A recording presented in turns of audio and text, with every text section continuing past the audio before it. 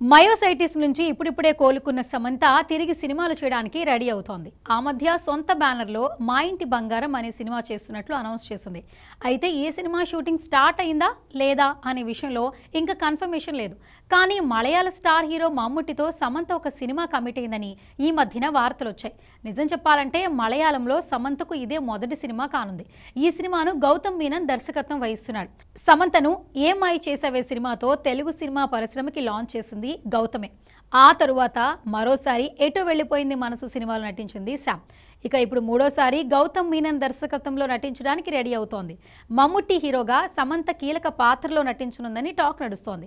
తాజాగా ఈ సినిమాను గ్రాండ్ గా లాంచ్ చేశారు.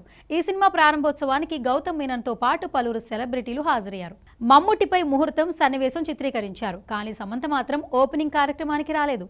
దీంతో అసలు సమంత ఈ సినిమాలో ఉందా లేదా అనే డౌట్స్ మొదలయ్యాయి.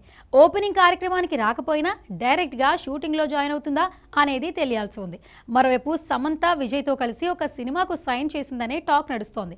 మరోవైపు ఇలాంటి విషయాల్లో ఎప్పుడు క్లారిటీ ఇస్తారో కూడా వెయిట్ చేయాల్సిందే.